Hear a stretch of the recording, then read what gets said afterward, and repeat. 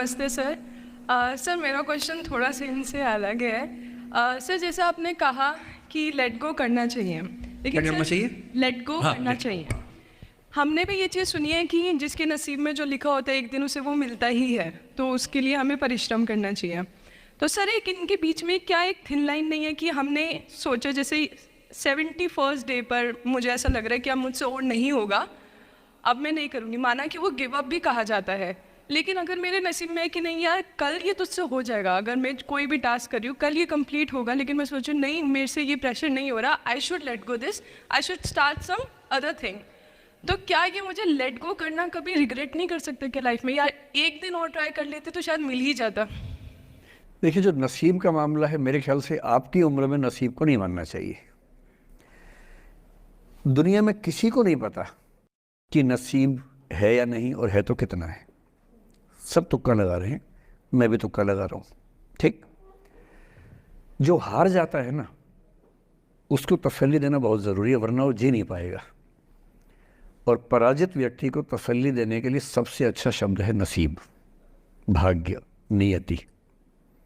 बहुत ज़रूरी है।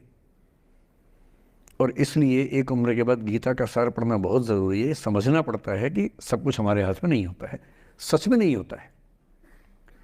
पर इसका मतलब ये भी नहीं है कि सब कुछ किसी और के हाथ में होता है।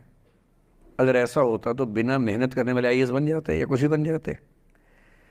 ये हो सकता है कि आईएएस बनने के एग्ज़ाम में 10 ने मेहनत की, उनमें से 8 का हुआ, 2 का नहीं हुआ। पर यह नहीं हो सकता कि एक आदमी ने मेहनत नहीं की तो उसका आईएएस हो गया। बिना मेहनत के तो नसीब भी नहीं मिलने वाला है।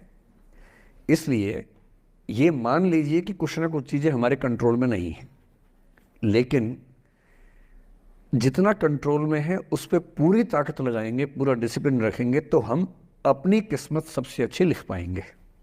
सबसे अच्छी मतलब बाकियों से नहीं, मेरी जितनी अच्छी हो सकती है उतनी अच्छी लिख पाएंगे।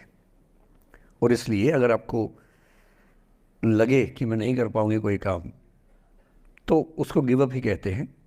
लेट गो का मतलब तब होता है जब आप मन भर चुका है, अब उसकी ज़रूरत महसूस नहीं हो रही। जैसे आईएएस बनने की कोशिश कर रहे हैं, नहीं बन पाए, तैयारी छोड़ दी, गिव अप है। बन गए, नौकरी की, मज़ा नहीं आया, छोड़ दिया, ये लेट गो है। लेट गो करने के लिए पहले हासिल करना पड़ता है, या हासिल होने से पहले उस मनोभूमि औसत है, तब छोड़ दिया। इसलिए आपकी उम्र को शोभा नहीं देता कि हम नसीब की बात करें, ये शोभा देता है मेरी उम्र को। तो 30-40 के बाद नसीब, भाग्य, नियति चलेगा। फिलहाल कर्म पे भरोसा कीजिए, मेहनत, डिसिप्लिन, और मोटिवेशन से ज़्यादा महत्वपूर्ण है डिसिप्लिन, ध्यान रखिएगा। मोटिवेशन का ग्राफ ऐसा होता है, फिर ऐसे नीचे आता है धीरे धीरे। डिसिप्लिन ऐसे रहता है, और डिसिप्लिन वाला व्यक्ति हमेशा मोटिवेशन वाले व्यक्ति से ज़्यादा सफल होगा, ये मान के चलिए। सबसे अच्छा क्या है? Motivation with discipline.